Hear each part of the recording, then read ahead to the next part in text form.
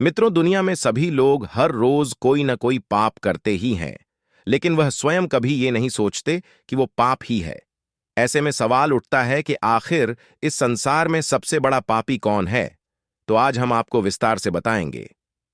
नमस्कार मित्रों, आपका स्वागत है हमारे चैनल पौराणिक ग्रंथ गंगा पर। इस प्रश्न का उत्तर हम आपको एक कथा के माध्यम से देते हैं। संपूर्ण जानकारी के लिए वीडियो के अंत तक बने रहे। दोस्तों, यह कहानी एक तोता और मैना की है। एक बार की बात है, किसी देश में एक राजा रहते थे। वो और उनकी रानी दोनों ही भोलेनाथ के बहुत बड़े भक्त थे। उन्होंने अपने महल में तोता मैना का जोड़ा पाल रखा था और उन्हें एक ही पिंजरे में रखा था। अब ये तो सभी को पता है कि मियाँ बीबी में एक ना एक दिन लड़ाई जरूर होती है। तो काफी समय बीत चुका था। एक दिन मैना तोते से कहती है कि मैंने मान लिया कि यह पुरुष बड़े पापी होते हैं। ये बहुत ही बड़े धोखेबाज होते हैं। मौका मिलने पर यह कुछ भी कर सकते हैं। मैना की बात सुनकर तोता बोला, तू तो रहने ही दे। पुरुष उतने पाप नहीं कर सकता जितने पाप स्त्रियां करती है। जितनी धोखेबाज स्त्रियां होती हैं ना, उतना धोखेबाज तो कोई होता ही नहीं है। इनसे बड़ा पापी इस पूरी दुनिया में कोई नहीं होता। यह किसी की भी हत्या कर देती है। जिसके बाद तोता और मैना में लड्डढ़ाई होने लगी कि दुनिया में सबसे बड़ा पापी कौन है। सब दृश्य देखने के बाद राजा ने पूछा, तुम दोनों क्यों लड़ रहे हो? किस बात पर तुम दोनों विवाद कर रहे हो? मैना ने उत्तर देते हुए कहा, यह मान नहीं रहा कि दुनिया में सबसे बड़ा पापी पुरुष होता है। फिर तोते ने कहा, मैं कैसे मान जाऊं, क्योंकि सबसे बड़ी पापी स्त्रियां ही होती हैं। राजा ने दोनों से कहा, तुम किस कारण से ऐसा कह रहे हो? तब मैना ने उदाहरण देते हुए कहा, एक गांव में एक सेठ जी थे, बड़े ही धनवान, और उनका जो बेटा था वो बहुत ज्यादा बिगड़ैल किस्म का इंसान था। सेठ जी का लड़का इतना जुआ खेलता था कि सेठ ये बात सोचते सोचते एक दिन स्वर्ग से धार गए। जब पिता जिंदा थे तो वह थोड़ा थोड़ा जुआ खेलता था, लेकिन पिता की मृत्यु के बाद वह मुक्त हो गया और आराम से दिन रात केवल जुआ ही खेलने लगा, जिसका परिणाम ये हुआ, जुआ में सब कुछ हार गया। फिर वह लौटकर अपने गांव नहीं आया और किसी दूसरे गांव चला गया, जहां वो एक सेठ के घर जा पहुंचा और उसने कहा कि थोड़ा सा जल मिलेगा।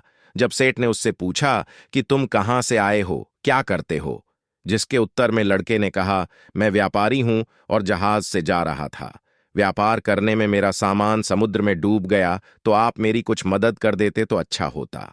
सेठ ने लड़के की बात सुनी और फिर उसकी बातों के जाल में फंस गए और कहने लगे कि बेटा, तुम दिखने में ठीक ठाक हो और कमा भी लेते हो, तो क्या मेरी बेटी से शादी करोगे? ये बात सुनकर लड़का खुश हो जाता है और शादी के लिए हामी भर देता है, जिसके बाद दोनों का विवाह हो जाता है और सेठ अपनी बेटी को खूब सारा धन देकर विदा कर देता है। अब इस लड़के को तो केवल धन के लिए विवाह करना था, जो वो कर लेता है। विवाह के बाद वो लोग जा रहे होते हैं तो रास्ते में एक जंगल पड़ता है। तब वह लड़का अपनी पत्नी से कहता है कि देखो, हम लोग जंगल से गुजर रहे हैं तो कोई भी चोर तुम्हारे जेवर चुरा सकता है, तो ऐसा करो कि तुम अपने सारे जेवर उतार के मुझे दे दो। अब उसकी पत्नी ने उस पर भरोसा करके अपने सारे जेवर अपने पति को दे दिए। देती भी कैसे नहीं, क्योंकि वो उसका पति था। जिसके बाद उस लड़के ने अपनी पत्नी के जेवर एक कपड़े में रखकर अपनी कमर में बांध लिए। फिर वह सभी एक जगह आराम करने के लिए रुके। तब उस लालची लड़के के साथ आई दासी को उसने मार डाला और अपनी पत्नी को कुएं में गिरा दिया कि वह उसमें डूबने से मर जाएगी। वो वहां से चला गया, किंतु उसकी पत्नी मरी नहीं और कुएं से बाहर निकलने के लिए आवाज लगाती रही। कुएं के पास से एक आदमी गुजर रहा था। तब उसने किसी महिला की आवाज सुनी, तो उस व्यक्ति ने उस महिला को कुएं से जैसे तैसे करके बाहर निकाला। कुएं से बाहर निकालने के बाद महिला ने अपनी सारी जानकारी उस व्यक्ति को दी, जिस पर उस व्यक्ति ने महिला को उसके पिता के घर पहुंचा दिया। घर पहुंचने के बाद महिला के पिता यानी सेठ जी ने पूछा, क्या हुआ तुम्हारे साथ? अब क्योंकि वो स्त्री पतिव्रता थी, इसलिए उसने अपने पिता से झूठ कहा और बोली, पिताजी, जंगल में कुछ चोरों ने हम पर हमला कर दिया था और दासी को मार दिया, मुझे कुएं में धकेल दिया और पति का कुछ नहीं पता। बेटी की बातें सुनकर सेठ जी बोले, चलो कोई बात नहीं, भगवान सब सही कर देंगे। कुछ समय बाद लड़का दोबारा अपने ससुराल पहुंचा और सोचा कि सेठ जी से कहेगा कि आप नाना बनने वाले हैं और इसके बदले में खूब सारा धन मिल जाएगा, लेकिन वह जैसे ही अपने ससुराल पहुंचा, उसकी मुलाकात उसकी पत्नी से हुई, जिस पर उसकी पत्नी ने उससे कहा, मैंने पिताजी को ये सारी बातें बताई हैं, तो आप भी यही बता देना।